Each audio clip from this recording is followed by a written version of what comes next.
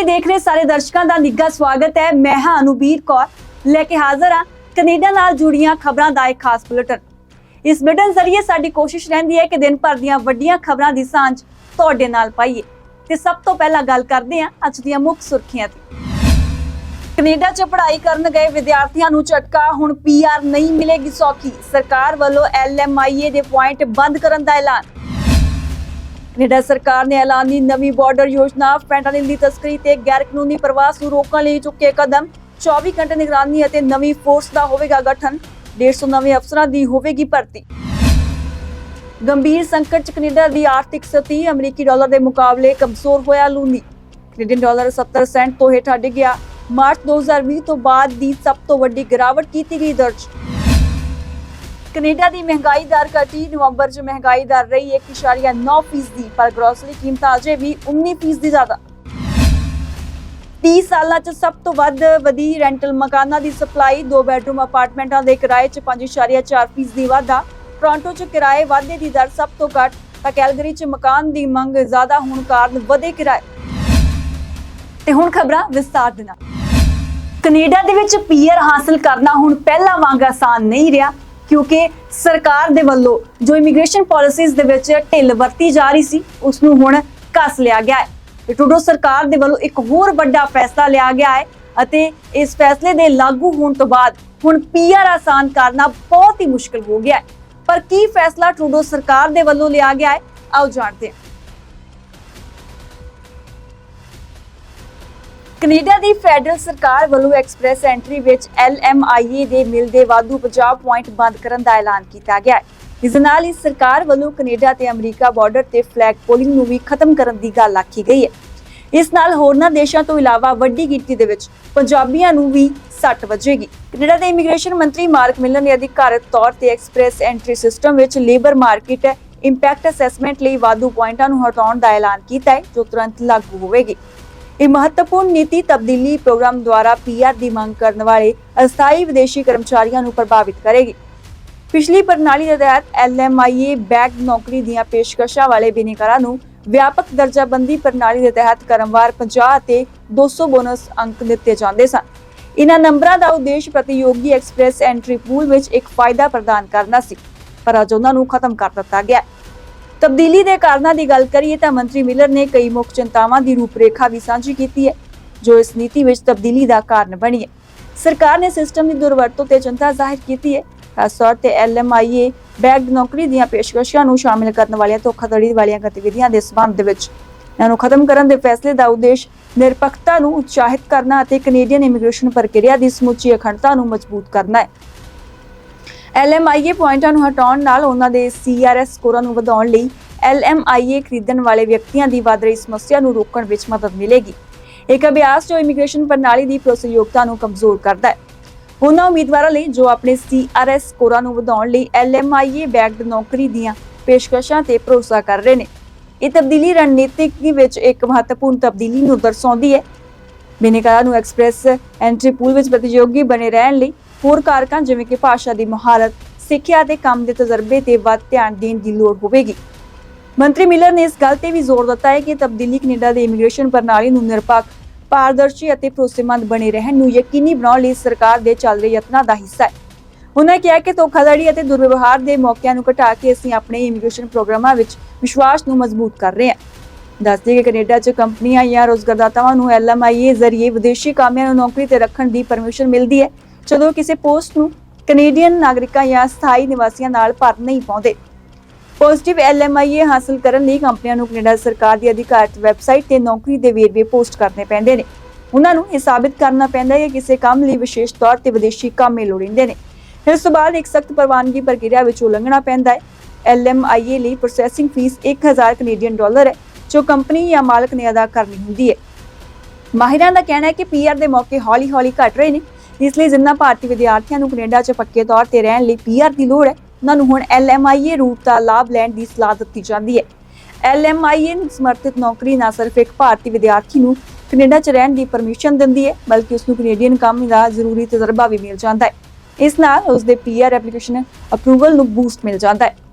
ਇਹ ਘੋਸ਼ਣਾ ਕੈਨੇਡਾ ਦੀ ਇਮੀਗ੍ਰੇਸ਼ਨ ਨੀਤੀ ਦੇ ਵਿੱਚ ਇੱਕ ਵੱਡੀ ਤਬਦੀਲੀ ਨੂੰ ਦਰਸਾਉਂਦੀ ਹੈ। ਅਤੇ ਆਉਣ ਵਾਲੇ ਮਹੀਨਿਆਂ ਦੇ ਵਿੱਚ ਸੰਭਾਵੀ ਪ੍ਰਵਾਸੀਆਂ ਨੂੰ ਆਪਣੀ ਪਹੁੰਚ ਨੂੰ ਅਨੁਕੂਲ ਕਰਨ ਦੀ ਲੋੜ ਹੋਵੇਗੀ। ਸਰਕਾਰ ਨੂੰ ਉਮੀਦ ਹੈ ਕਿ ਇਸ ਕਦਮ ਨਾਲ ਲੋਕਾਂ ਦਾ ਵਿਸ਼ਵਾਸ ਬਹਾਲ ਹੋਵੇਗਾ ਅਤੇ ਯਕੀਨੀ ਬਣਾਇਆ ਜਾਵੇਗਾ ਕਿ ਇਮੀਗ੍ਰੇਸ਼ਨ ਪ੍ਰਣਾਲੀ ਸਾਰੇ ਬਿਨੈਕਾਰਾਂ ਲਈ ਬਰਾਬਰ ਅਤੇ ਮਜ਼ਬੂਤ ਰਹੇ। ਵਰਣਨਯੋਗ ਹੈ ਕਿ ਪਿਛਲੇ ਸਾਲਾਂ ਦੇ ਵਿੱਚ LMIA ਵਾਲਾ ਸਿਸਟਮ ਬਹੁਤ ਬਦਨਾਮ ਹੋ ਗਿਆ ਹੈ। ਪੰਜਾਬੀਆਂ ਨੂੰ ਇਸ ਦੇ ਲਾਗੂ ਹੋਣ ਨਾਲ ਵੱਡੀ ਸੱਟ ਵੱਜੇਗੀ। ਪਤਾ ਲੱਗਿਆ ਹੈ ਕਿ ਸਰਕਾਰ ਕੋਲ ਸ਼ਿਕਾਇਤਾਂ ਪੁੱਜੀਆਂ ਸਨ ਕਿ ਬਿਜ਼ਨਸਮੈਨ ਇਸ ਦੀ ਜਾਲੀ ਵਰਤੋਂ ਲਈ ਵਰਕਰਾਂ ਦਾ ਸ਼ੋਸ਼ਣ ਕਰ ਰਹੇ ਸੀ ਤੇ ਹੁਣ ਸਰਕਾਰ ਦੇ ਵੱਲੋਂ ਇਸ ਨੂੰ ਬੰਦ ਕਰ ਦਿੱਤਾ ਗਿਆ ਹੈ।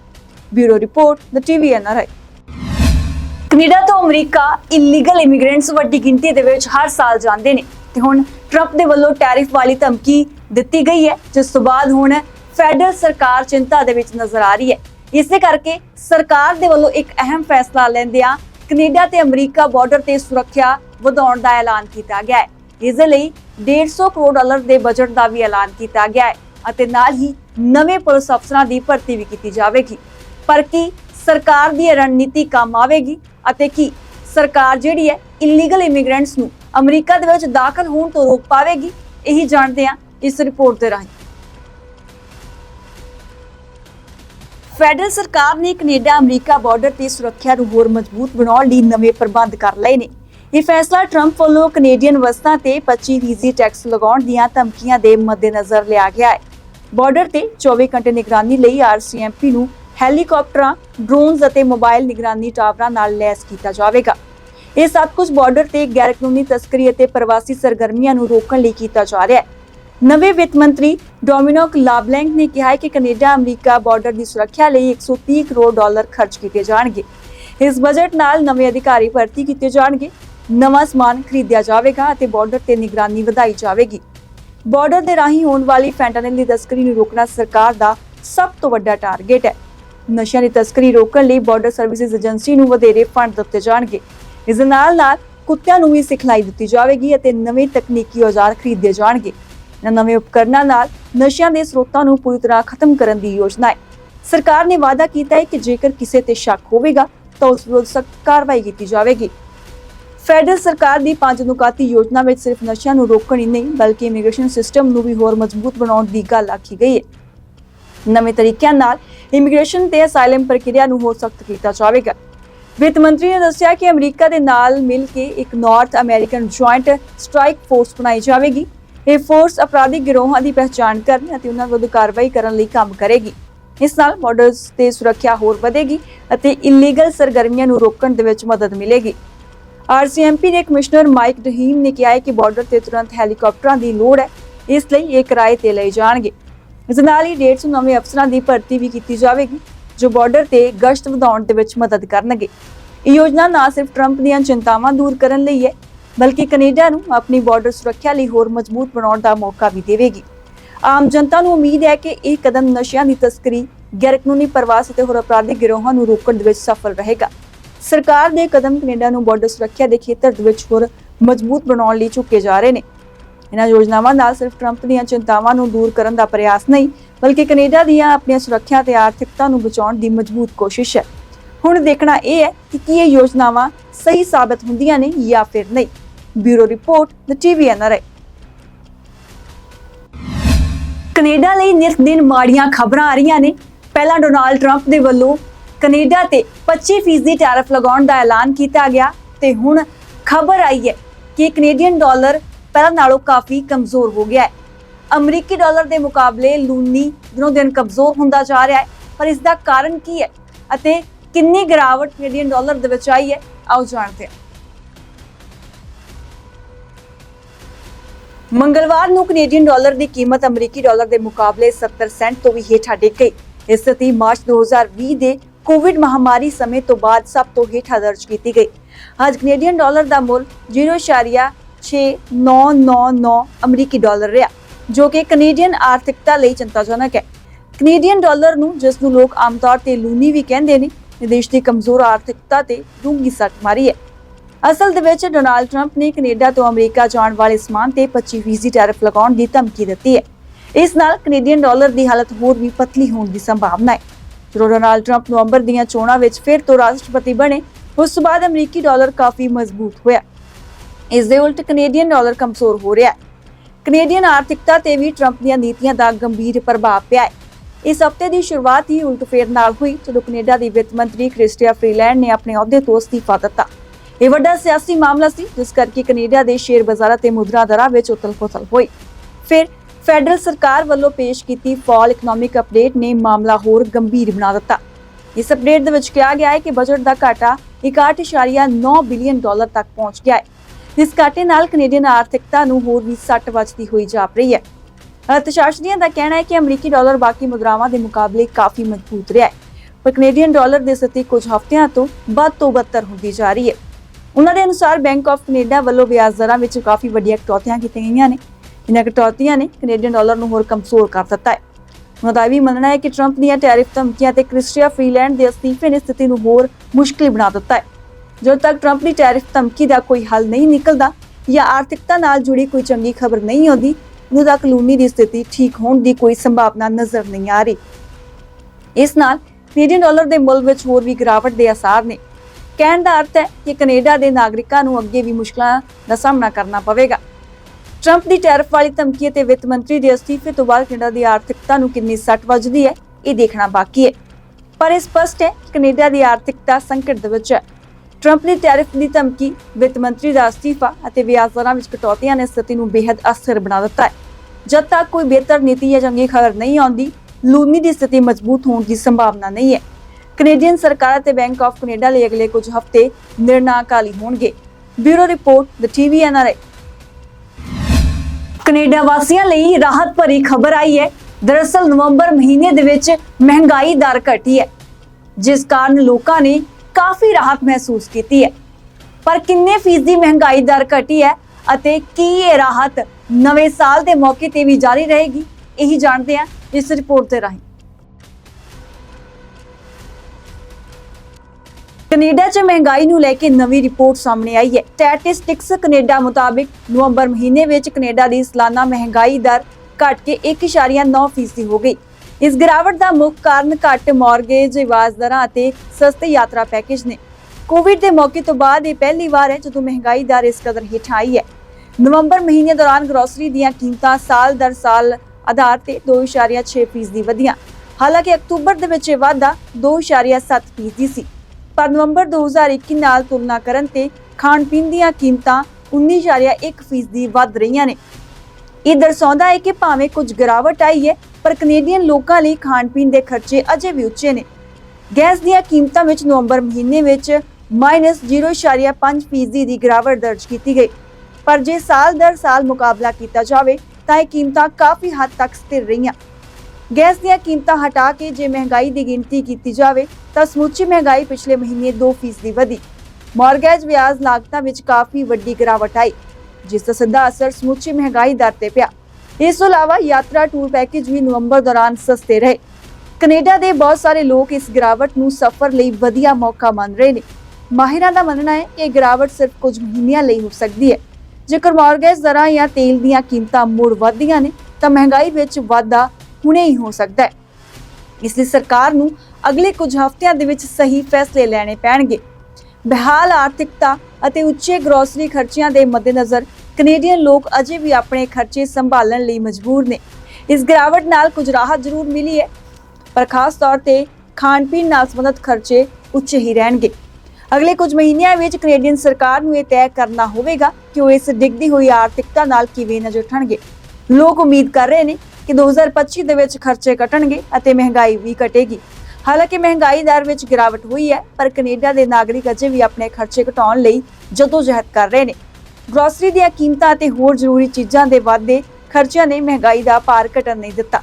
अगले कुछ महीने कनेडा के आर्थिक हालात अते महंगाई दर के मद्देनज़र बहुत महत्वपूर्ण रहणगे। Bureau report, the TV NRI। Canada दे विच किराए के घरां दे विच रहण वालियां दे लई राहत भरी खबर आई है। दरअसल किराए के दरां दे विच कमी आई है, जिस तो बाद किराए के घरां दे विच रहण वाले लोकां दे चेहरे खिल उठे ने। पर इस दे बावजूद भी घट आमदनी वाले लोकां लई घर नूं खरीदना अजे भी औखा बनिया होया है। कनेडा मोर्टगेज अते हाउसिंग कारपोरेशन के अनुसार इस साल किराए दीयां दरां विच वाधे की गति घट गई है। इस दौरान पिछले 3 दहाकिਆਂ विच सब तो वड्डा नवां रेंटल सप्लाई स्टॉक बनिया रहा। ਪਰ ਹਾਲਾਤ ਅਜੇ ਵੀ ਆਮ ਲੋਕਾਂ ਲਈ ਮੁਸ਼ਕਲ ਨੇ, ਕਿਉਂਕਿ ਵਧੇਰੇ ਨਵੇਂ ਮਕਾਨ ਜਿਨ੍ਹਾਂ ਦੀ ਕਿਰਾਏ ਦੀ ਰਕਮ ਉੱਚੀ ਹੈ ਉਹ ਮੱਧ ਆਮਦਨੀ ਵਾਲੇ ਲੋਕਾਂ ਲਈ ਆਸਾਨੀ ਨਾਲ ਪਹੁੰਚਯੋਗ ਨਹੀਂ ਨੇ। ਅਕਤੂਬਰ ਵਿੱਚ ਕਰਵਾਏ ਸਾਲਾਨਾ ਸਰਵੇ ਦੇ ਅਨੁਸਾਰ ਪਰਪਸ ਬਿਲਟ ਰੈਂਟਲ ਅਪਾਰਟਮੈਂਟਾਂ ਦੀ ਖਾਲੀ ਦਰ 2.2% ਰਹੀ, ਜੋ ਕਿ ਪਿਛਲੇ ਸਾਲ ਦੇ 1.5% ਤੋਂ ਵਧੀ ਹੈ। ਪਰ ਇਹ ਅੰਕੜਾ ਅਜੇ ਵੀ ਕਾਫੀ ਘੱਟ ਹੈ, ਮਤਲਬ ਸਿਰਫ 2.2% ਅਪਾਰਟਮੈਂਟ ਹੀ ਕਿਰਾਏ ਲਈ ਉਪਲਬਧ ਨੇ। CMHC ਦੇ ਅਨੁਸਾਰ 2 ਬੈਡਰੂਮ ਦੇ ਬਿਲਟ ਅਪਾਰਟਮੈਂਟ ਦਾ ਔਸਤ ਕਿਰਾਇਆ 5.4% ਵੱਧ ਕੇ $447 ਰਿਹਾ, ਜੋ 2023 ਦੇ 8% ਵਾਧੇ ਨਾਲੋਂ ਘੱਟ ਹੈ। ਇਹ ਦਰ ਉਹ ਕਿਰਾਏ ਦਰਸਾਉਂਦੀ ਹੈ ਜੋ ਮੌਜੂਦਾ ਕਿਰਾਏਦਾਰ ਅਸਲ ਦੇ ਵਿੱਚ ਭਰਦੇ ਨੇ। ਦੂਸਰੇ ਪਾਸੇ ਨਵੇਂ ਮਕਾਨਾਂ ਲਈ ਮੰਗੇ ਜਾਣ ਵਾਲੇ ਕਿਰਾਏ ਇਸ ਨਾਲੋਂ ਕਾਫੀ ਵੱਧ ਨੇ। ਰਿਪੋਰਟ ਦੇ ਅਨੁਸਾਰ 2 ਬੈਡਰੂਮ ਦੇ ਨਵੇਂ ਰੈਂਟਲ ਅਪਾਰਟਮੈਂਟਾਂ ਲਈ ਔਸਤ ਮੰਗਿਆ ਗਿਆ ਕਿਰਾਇਆ ਪਿਛਲੇ ਮਹੀਨੇ $2,294 ਸੀ। CMHC ਨੇ ਕਿਹਾ ਹੈ ਕਿ ਜਦੋਂ ਮਕਾਨ ਤਬਦੀਲ ਹੁੰਦੇ ਨੇ ਤਾਂ ਕਿਰਾਏ ਵਿੱਚ 23.5% ਦਾ ਵਾਧਾ ਹੁੰਦਾ ਹੈ। ਇਹ ਪਹਿਲਾਂ ਵਾਲੇ ਸਾਲ ਦੇ ਅੰਕੜਿਆਂ ਦੇ ਨਜ਼ਦੀਕ ਨੇ। 2024 ਵਿੱਚ ਮਕਾਨਾਂ ਦੇ ਟਰਨਓਵਰ ਨੇ ਕੁੱਲ ਕਿਰਾਏ ਦੇ ਵਾਧੇ ਵਿੱਚ 40% ਯੋਗਦਾਨ ਪਾਇਆ। ਨਵੇਂ ਰੈਂਟਲ ਸਪਲਾਈ ਦੇ ਰਿਕਾਰਡ ਵਿੱਚ ਪਰਪਸ ਬਿਲਟ ਰੈਂਟਲ ਅਪਾਰਟਮੈਂਟਾਂ ਦੀ ਸਪਲਾਈ ਵਿੱਚ 4.1% ਦਾ ਵਾਧਾ ਹੋਇਆ। ਇਹ ਪਿਛਲੇ 30 ਸਾਲਾਂ ਵਿੱਚ ਸਭ ਤੋਂ ਵੱਧ ਹੈ। ਇਸ ਨਾਲ ਖਾਲੀ ਮਕਾਨਾਂ ਦੀ ਦਰ ਵਧੀ ਅਤੇ ਕਿਰਾਏ ਵਾਧੇ ਦੀ ਗਤੀ ਘਟ ਗਈ, ਪਰ ਫਿਰ ਵੀ ਕਿਰਾਏ ਕਾਫੀ ਜ਼ਿਆਦਾ ਨੇ। ਨਵੇਂ ਕਿਰਾਏਦਾਰਾਂ ਲਈ ਸਥਿਤੀ ਮੁਸ਼ਕਲ ਬਣ ਰਹੀ ਹੈ, ਕਿਉਂਕਿ ਟਰਨਓਵਰ ਮਕਾਨਾਂ ਦੇ ਕਿਰਾਏ ਵੱਡੇ ਵਾਧੇ ਵੱਲ ਨੇ। ਇਹ ਮੌਜੂਦਾ ਕਿਰਾਏਦਾਰਾਂ ਲਈ ਮਕਾਨ ਬਦਲਣ ਨੂੰ ਮੁਸ਼ਕਲ ਬਣਾਉਂਦਾ ਹੈ। ਨਵੀਆਂ ਰੈਂਟਲ ਸਪਲਾਈਜ਼ ਨੇ ਕਿਰਾਏ ਦੇ ਵਾਧੇ ਨੂੰ ਰੋਕਣ ਵਿੱਚ ਮਦਦ ਕੀਤੀ, ਪਰ ਹਾਲਾਤ ਅਜੇ ਵੀ ਚੁਣੌਤੀਪੂਰਨ ਨੇ। ਕੈਲਗਰੀ ਦੇ ਵਿੱਚ 2024 ਦੇ ਵਿੱਚ ਕਿਰਾਏ ਵਾਧੇ ਦੀ ਗਤੀ ਕਾਫੀ ਘੱਟ ਹੋਈ, ਪਰ ਫਿਰ ਵੀ ਕੈਨੇਡਾ ਦੇ ਹੋਰ ਪ੍ਰਮੁੱਖ ਸ਼ਹਿਰਾਂ ਨਾਲੋਂ ਉੱਚੀ ਰਹੀ। ਇਸ ਦਾ ਕਾਰਨ ਸੀ ਵਧਦੀ ਆਬਾਦੀ ਅਤੇ ਅਸਥਿਰ ਆਰਥਿਕ ਹਾਲਾਤ। ਹੈਲੀਫਿਕਸ ਵਿੱਚ ਰੈਂਟਲ ਸਪਲਾਈ ਵਿੱਚ ਮਜ਼ਬੂਤੀ ਰਹੀ, ਪਰ ਆਬਾਦੀ ਵਿੱਚ ਵਾਧਾ ਹੌਲੀ ਹੋਣ ਕਾਰਨ ਖਾਲੀ ਮਕਾਨਾਂ ਦੀ ਦਰ ਵੀ ਵਧੀ। ਇਹਨਾਂ ਹਾਲਾਤਾਂ ਨੇ ਕਿਰਾਏ ਦੇ ਵਾਧੇ ਨੂੰ ਰੋਕਿਆ। ਇਸ ਦੌਰਾਨ ਓਟਾਵਾ ਅਤੇ ਐਡਮਿੰਟਨ ਵਿੱਚ ਕਿਰਾਏ ਦੇ ਵਾਧੇ ਦੀ ਗਤੀ ਥੋੜੀ ਤੇਜ਼ ਹੋਈ। ਇਹ ਨਵੇਂ ਕਿਰਾਏਦਾਰਾਂ ਲਈ ਬਣੇ ਨਵੇਂ ਯੂਨਿਟਾਂ ਅਤੇ ਉੱਚ ਕਿਰਾਏ ਦੇ ਕਾਰਨ ਹੋਇਆ। ਟੋਰਾਂਟੋ ਵਿੱਚ ਰੈਂਟ ਵਾਧੇ ਦੀ ਦਰ ਸਭ ਤੋਂ ਘੱਟ ਰਹੀ। 2023 ਦੇ ਵਿੱਚ 8.8% ਸੀ, ਜੋ ਕਿ 2024 ਦੇ ਵਿੱਚ ਘਟ ਕੇ 2.7% ਰਹੀ। ਇਹ ਰਾਈਜ਼ਿੰਗ ਵੈਕੈਂਸੀ ਰੇਟਸ ਅਤੇ ਘੱਟ ਟਰਨਓਵਰ ਦਰ ਦਾ ਨਤੀਜਾ ਸੀ। ਮੌਂਟਰੀਅਲ ਦੇ ਵਿੱਚ ਵੀ ਰੈਂਟਲ ਅਪਾਰਟਮੈਂਟਾਂ ਦੇ ਬਣਨ ਦੀ ਦਰ ਉੱਚੀ ਰਹੀ, ਜਿਸ ਨੇ ਖਾਲੀ ਮਕਾਨ ਦਰ ਨੂੰ ਵਧਾਇਆ। ਵੈਨਕੂਵਰ ਵਿੱਚ ਰੈਂਟਲ ਸਪਲਾਈ ਪਿਛਲੇ ਸਾਲਾਂ ਨਾਲੋਂ ਹੌਲੀ ਰਹੀ, ਪਰ ਇਤਿਹਾਸਕ ਦਰਾਂ ਤੋਂ ਫਿਰ ਵੀ ਉੱਚੀ ਸੀ। ਹਾਲਾਂਕਿ ਕੈਨੇਡਾ ਵਿੱਚ ਰੈਂਟਲ ਸਪਲਾਈ ਵਧੀ ਹੈ, ਪਰ ਮਹਿੰਗੇ ਮਕਾਨ ਅਤੇ ਉੱਚ ਕਿਰਾਏ ਅਜੇ ਵੀ ਕਿਰਾਏਦਾਰਾਂ ਲਈ ਮੁਸ਼ਕਲ ਬਣੇ ਹੋਏ ਨੇ। CMHC ਦਾ ਕਹਿਣਾ ਹੈ ਕਿ ਸਪਲਾਈ ਵਿੱਚ ਲਗਾਤਾਰ ਵਾਧੇ ਨਾਲ ਹੀ ਕਿਰਾਏਦਾਰਾਂ ਲਈ ਹਾਲਤ ਬਿਹਤਰ ਹੋ ਸਕਦੇ ਨੇ। ਇਹ ਸਪਸ਼ਟ ਹੈ ਕਿ ਕੈਨੇਡਾ ਦੇ ਵਿੱਚ ਰੈਂਟਲ ਮਕਾਨਾਂ ਦੀ ਸਪਲਾਈ ਦੇ ਵਿੱਚ ਵਾਧਾ ਹੋਣ ਦੇ ਬਾਵਜੂਦ ਕਿਰਾਏਦਾਰਾਂ ਲਈ ਹਾਲਤ ਅਜੇ ਵੀ ਚੁਣੌਤੀਪੂਰਨ ਹੈ। ਨਵੀਆਂ ਰੈਂਟਲ ਸਪਲਾਈਜ਼ ਨੇ ਕਿਰਾਏ ਵਾਧੇ ਨੂੰ ਰੋਕਣ ਦੇ ਵਿੱਚ ਮਦਦ ਕੀਤੀ ਹੈ, ਪਰ ਅਸਲ ਸਥਿਰਤਾ ਲਈ ਮਾਲੀ ਪਹੁੰਚਯੋਗਤਾ ਨੂੰ ਸੁਧਾਰਨ ਦੀ ਲੋੜ ਹੈ। ਕੈਲਗਰੀ, ਵੈਨਕੂਵਰ ਅਤੇ ਟੋਰਾਂਟੋ ਵਰਗੇ ਸ਼ਹਿਰਾਂ ਵਿੱਚ ਹੌਲੀ-ਹੌਲੀ ਬਿਹਤਰ ਹਾਲਾਤਾਂ ਦੀ ਉਮੀਦ ਜ਼ਰੂਰ ਕੀਤੀ ਜਾ ਸਕਦੀ ਹੈ। ਬਿਊਰੋ ਰਿਪੋਰਟ, ਦ TVNRA। ਇਸ ਬੁਲੇਟਿਨ ਵਿੱਚ ਫਿਲਹਾਲ ਇੰਨਾ ਹੀ। ਹੋਰ ਅਪਡੇਟਸ ਤੇ ਪ੍ਰੋਗਰਾਮ ਲਈ ਤੁਸੀਂ ਬਣੇ ਰਹੋ ਦ TVNRA ਦੇ ਨਾਲ ਤੇ ਮੈਨੂੰ ਦਿਓ ਆਗਿਆ। ਸਤਿ ਸ਼੍ਰੀ ਅਕਾਲ।